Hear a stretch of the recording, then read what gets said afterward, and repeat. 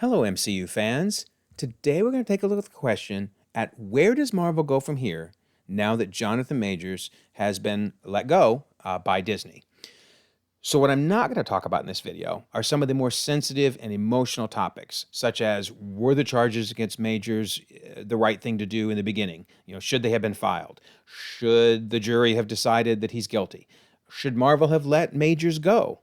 Those are just the type of things I'm not going to cover in this video because they are very emotion-filled topics, and I want to let each person make those decisions on their own.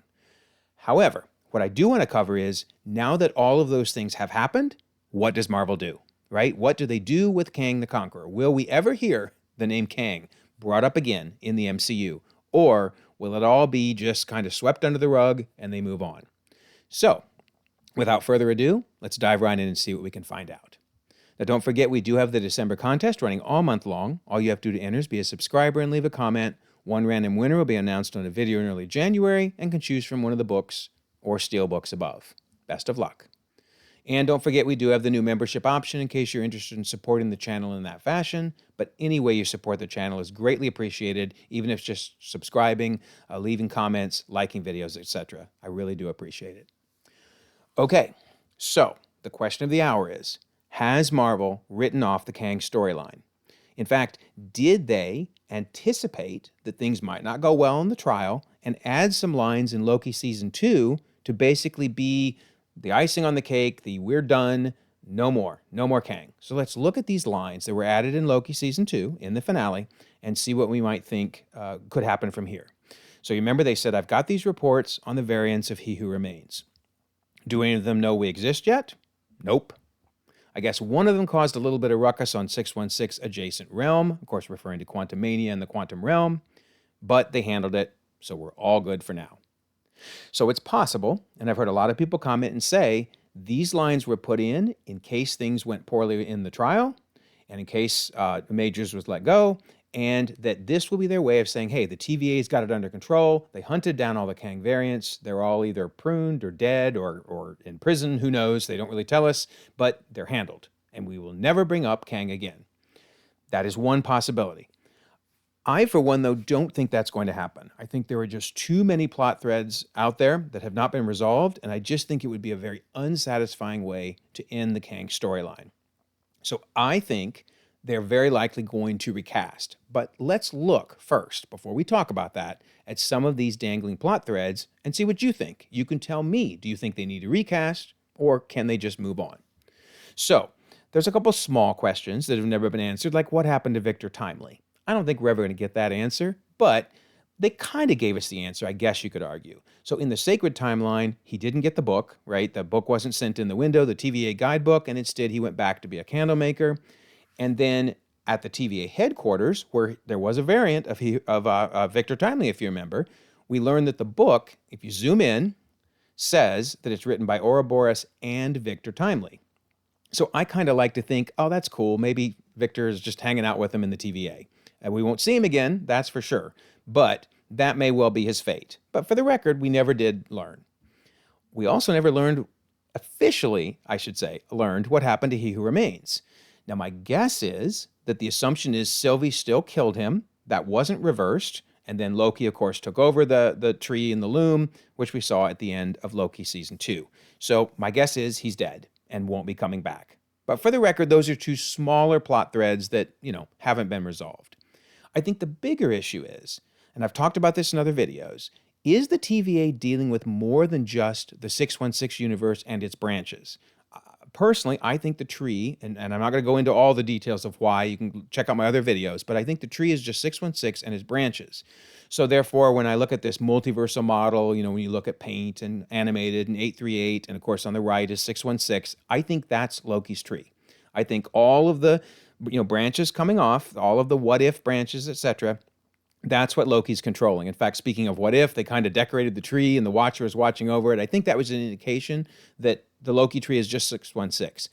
But for the minute, let's just assume the TVA really is taking care of all the Kangs across every universe. That means every one of these Kangs is gone. The TVA found them all and captured them. I struggle with that idea because they seem to be off in some pocket dimension or someplace outside of space and time, just like the TVA is. So I don't know if the TVA even knows where to find them. Now, they have mentioned some Kang variants, but do they know they're all of them? I mean, when the TVA talked about, well, they don't know about us, but we seem to know about them, all of these guys? I guess it's possible. It's possible Marvel just writes off this entire Coliseum and they're all gone. But these guys also? These guys seemed really smart and really powerful. It seems hard for me to believe the TVA was able to find them and just wipe them off the map.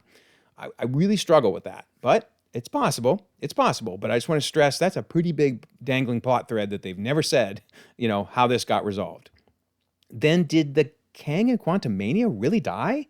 I've never thought he died. I think when he was sucked into that multiversal core, that the plan, at least, the plan was for him to come back as the Beyonder.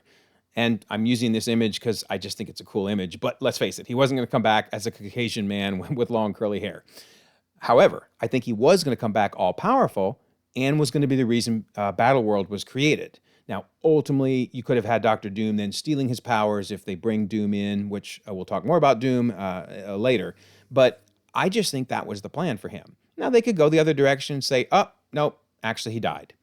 That could be, but I really think they had plans for him and that they need to resolve that he was officially dead since they left it kind of open-ended. Likewise, what happened to Ravonna? I mean, it seemed like maybe something or someone was coming to rescue her from the void. Was it Eliath? That's possible. Or was it another Kang? We saw this pyramid. You can see the pyramid, and then down below to the right, notice the Sphinx. Well, that Sphinx normally means Rama-Tut. So maybe was that a hint that Rama-Tut was coming to rescue her? In fact, speaking of Rama-Tut, remember we had the Easter egg back in Moon Knight that Rama-Tut, had been involved in the 616 at some point. So, okay, does this all just not get resolved? I guess it might not get resolved if we just move on and we pretend like Kang doesn't exist anymore. What about the Bangles? Are the Bangles Kang tech or not? I have long theorized that they are. Remember, Darben ends up with one of the Bangles in the Marvels, and I will avoid spoilers for the Marvels. That was in the trailers. I think we all know that one of those Bangles is going to show up. But yeah, Darben gets one, and of course, we know the other one was found back in the 1940s by Aisha on what looks like a dead Kree hand. So I guess Marvel could go the direction of going, no, they're really Kree tech, because obviously Darben was Kree, and then here's what looks like a Kree soldier's dead arm. So, okay, but I kind of assumed they were Kang tech because, and again, I'm avoiding direct spoilers, but I do have to say one quick thing about the Marvels. I guess turn away, mute if you don't want to hear this, but it's very minor. We learned in the Marvels that they can open portals in space, even between universes. I won't say any more than that, but that's pretty important to be able to open portals between universes. And of course, we learned in the Marvels that they can go back in time. That literally Miss Marvel went back in time to be the reason that her great-grandmother was saved. That sure sounds like Kang tech to me. Like you can go through time and space with them. So if that's not Kang tech, what is it then? Are they going to totally change direction? Because I really think this was Kang tech. Then we got the fact that there's a tie between the Bangles and the 10 rings. Because remember when they found the Bangles, we saw the 10 ringed symbols. So something's going on there. I think these were more artifacts left by Kang, personally. Then we got the fact that the 10 rings, right? They might be Kang tech. Because remember how similar those rings with the symbols we see inside of them, how similar they look to what we saw in Quantumania. That sure looks like the 10 rings, doesn't it? I mean, larger, used differently, but the same patterns, the same iconography. And then, what was that message the 10 rings were sending? Maybe it had nothing to do with Kang. But if that was their intent, that it had something to do with Kang, they got to go a different direction there. So, it's another open thread that needs to be addressed. But again, they could do it and say it had nothing to do with Kang. But then we've got what sure looks like ties between Kang and the Eternals. Look at these symbols when Ant-Man was getting the multiversal core, rescuing it for Kang. Look at those symbols engraved in it. Look at these symbols here when Janet opened the door. Look how similar this all looks to the Eternal symbols. So I have theorized in the past that Kang somehow maybe got a hold of one of the Eternals, right? Stole celestial tech. Maybe that's part of how he became so powerful and learned to do all these things. I don't know. I don't know, but they certainly seem to be drawing all these different connections together. I know Phase 4 and Phase 5 have seemed disconnected, but when you start looking at all this, you can see Kang's fingerprints everywhere, and they would have to move away from all of this. Also, speaking of his fingerprints, Multiverse of Madness. When Reed Richards showed up, he used that time portal, time platform rather, to arrive on the scene, if you will. And that's the same time platform that we saw in Quantumania, the exact same thing. So when you also consider, remember that Nathaniel Richards, in the comics at least, is the one who became Kang and is a very far down the road descendant in the 31st century of Reed Richards. Are those connections they just throw out the window? I mean, they can. Granted, these are all just Easter eggs, and I guess the average fans probably forgot most of this, right?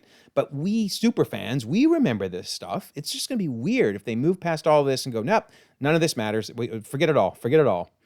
And then there were even smaller Easter eggs, but it's worth mentioning the Kang Tower that we saw in Loki. Notice the Qeng on the tower. Well, many have theorized that was Mr. Gryphon, who we see here in the suit, that he purchased Kang Tower. Now, did he do it in the main sacred timeline, or did he do it in a different timeline? Probably in a different timeline, but maybe in our timeline, because I think the Void is from 616. So that's interesting. So is this another Easter egg that just gets thrown away? I guess it could be. And then you got Iron Lad. I think a lot of us were anticipating we would get Iron Lad, who of course is heavily tied to Kang in the comics, his story, and we were hoping he would end up joining Young Avengers. So again, Kang's fingerprints have been all over the multiverse saga. Yes, the multiverse saga is about variants meeting each other. We're going to have an awesome time in Deadpool 3. I cannot wait. We're going to see X-Men coming and Daredevil characters and Fantastic Four characters from other universes, etc. But still, besides the variant factor, which is going to be seen in Secret Wars big time, the Kang factor is everywhere. Do they just walk away from all of this? Or do they write it all off or give simple explanations to make it all go away? I don't think so. I think they're going to recast Kang and they're going to find a way to maybe shorten the story, but I do think it's going to happen. Now, I have heard people say, and I think they're probably right, that they're going to rename Avengers 5 to something else. But I don't think that's an indication they're getting rid of Kang. I think they just don't want Kang Dynasty in the title. They don't want it to sound like the entire movie is about Kang. I could see the movie being something that resolves all these connections, brings everything together, and then someone steals Kang's powers. Maybe it's Doctor Doom, maybe it's somebody else. But I could see them shortening the Kang storyline, but I still think they're going to move it forward and bring it to completion. So, has Marvel ever recast before? And how difficult will this recasting be if they decide to go that route? Well, there's been a lot of recasting. I mean, it's easy to forget Bruce Banner was recast after the first Incredible Hulk movie, right? We almost forget that, but that was a big recasting there. Huge, I might say. Rhodey was also recast, right? Right after the first Iron Man movie. Now, you could argue both of those were done way before the MCU had launched into full force. They're all Phase 1 recasting, and that is very true. But still, those are major recastings. Then you have Howard Stark's been played by 3 different actors. In particular, and the one on the far left was only seen in a newspaper clip. It was very quick. And of course, the one on the right is when he was younger. So I almost don't consider this a recast as much as there were multiple people playing the same role. But still, that one's interesting. Cassie is a good example. Sure, the Cassie on the left is young Cassie, but the Cassie on the right, that was a total recast from Endgame to Catherine Newton in Quantumania. Thanos is an interesting one. It's hard to imagine this at this point because we think of Josh Brolin so much as being Thanos, but on the left, that's not Josh Brolin playing Thanos at the end of Avengers. It was a different actor. Red Skull, another good example. It's easy to forget that Hugo, who played Red Skull in the Captain America: First Avenger, is not the actor that played him in Infinity War or Endgame. Then we got Fandral. That's kind of funny. This is the minor one, but still, let's talk about all of them, right? Fandral was recast, and ultimately it was Zachary Levi who finished off the role, who played Shazam. So that's kind of wild there on the right.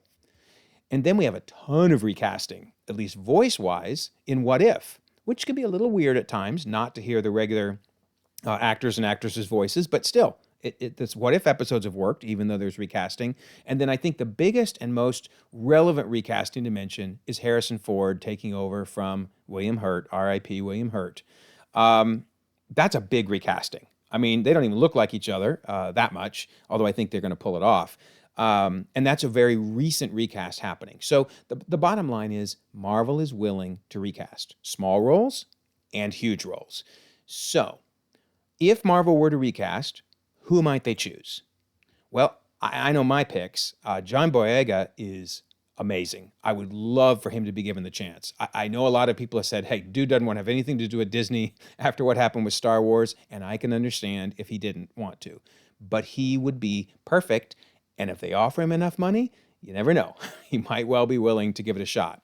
If we want to go with someone older, Denzel Washington. I love Denzel Washington. I realize he's a lot older, than Jonathan Majors, but still, he would be fantastic. And John David Washington, he would be amazing. Those are my three favorites, but there's a ton of actors that could do a very, very good job. Kang was such an important villain through the multiverse saga so far. I just don't think they can walk away from him. I think one of these or one of many good actors could take his place. So, what do you think? Do you think they should recast? If so, who are your picks? Or do you think, nope, even though I shared all those things about Kang that we've seen throughout the multiverse saga, they can walk away from all of that. They maybe have a few more lines here and there to tie a few things up, but they don't need a recast. They're going to get rid of him. Tell me what you think. Also, tell me, do you think, no matter what they do, whether they recast or not, do all roads eventually lead to Doctor Doom? Will we see Doctor Doom in Secret Wars? And potentially, will we see him have a bigger role and even come into the storyline sooner, now that Kang's role, at a minimum, will be diminished and may completely be removed?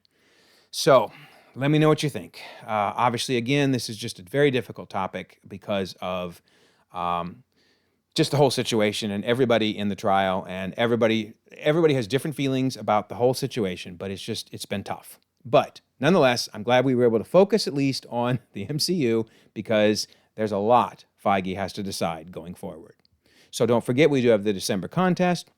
All you have to do is enter, be a subscriber, and leave a comment. One random winner will be announced in a video in early January and can win one of the books or the steel books. And of course, we have the membership option. Oh, and by the way, we do have the Discord.